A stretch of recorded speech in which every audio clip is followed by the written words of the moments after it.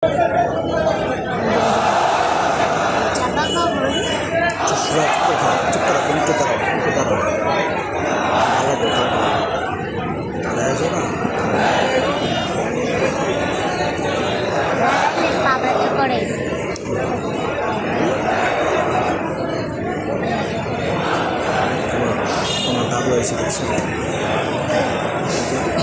আলাইকুম ওয়া রাহমাতুল্লাহ। নারায়ণগঞ্জবাসী আপনারা কেমন আছেন? আলহামদুলিল্লাহ রাব্বিল আলামিন, ওয়াসসালাতু ওয়াসসালামু আলা রাসূলিহিল কারীম ওয়া আলা আলিহি ওয়া সাহবিহি ওয়া আহলি বাইতি আজমাইন। মহান রব্বে কারীমের দরবারে অসংখ্য শুকরিয়া আদায় করছি পবিত্র এই জুমাবারে আল্লাহ তাআলা প্রিয় নারায়ণগঞ্জবাসীর সামনে, আমার সহকর্মীদের সামনে আমাকে এবং আমাদের সহকর্মী নেতৃবৃন্দকে হাজির হওয়ার তৌফিক দিয়েছেন। আলহামদুলিল্লাহ।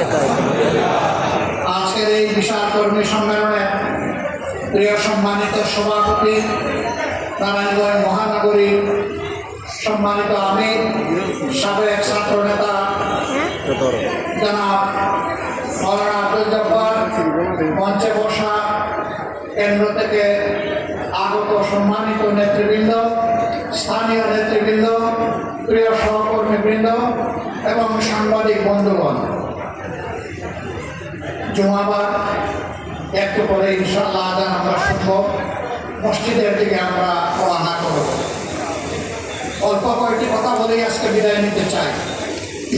আমার বক্তব্যের সূচনায় আমি গভীর কৃতজ্ঞতা জ্ঞাপন করছি 47, 52, 71 এবং 24-এ যারা বঞ্চিতে লড়াই করে বিভিন্ন সময় আমাদেরকে স্বাধীনতা, মুক্তি এবং শান্তির সুবার্তা দিয়েছেন। বিশেষ করে 24-এ যারা লড়াই করে শহীদ হয়েছেন, আমি সেই শহীদ পরিবারগুলোর প্রতি গভীর কৃতজ্ঞতা জ্ঞাপন করছি এবং আল্লাহর দরবারে মকবুল শহীদ হিসাবে এই সমস্ত শহীদদেরকে গ্রহণ করার জন্য আরজ করছি। যারা আহত পঙ্গ হয়েছেন, মহান রবের দরবারে দোয়া করে আল্লাহ তাআলা তাদেরকে সুস্থতার নিয়ামত দান করুন।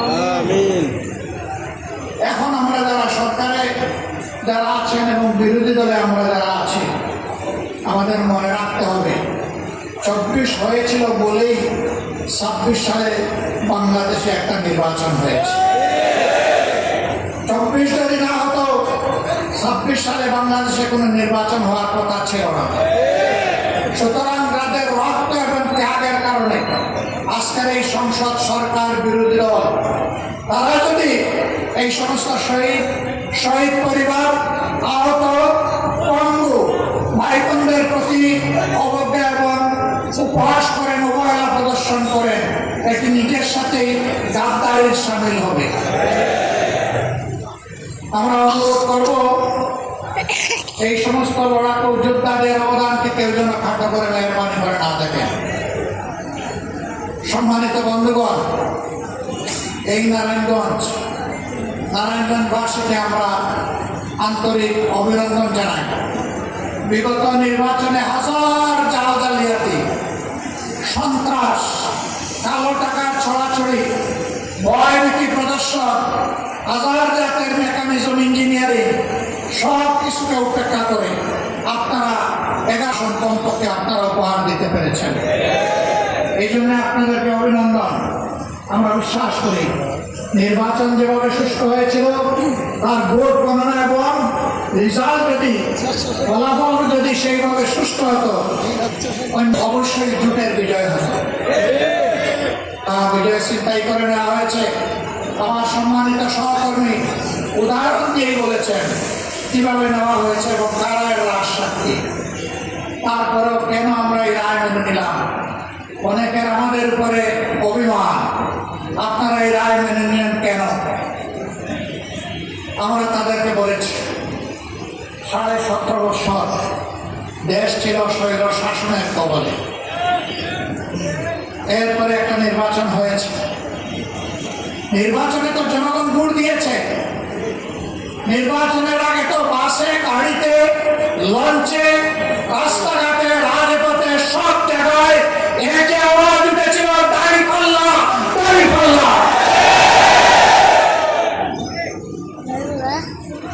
একদিনে দুটো ভোট হয়েছে, একটি সংসদ সদস্য হিসেবে নির্বাচনের ভোট, আর একটি সংস্কার পরিষদের সদস্য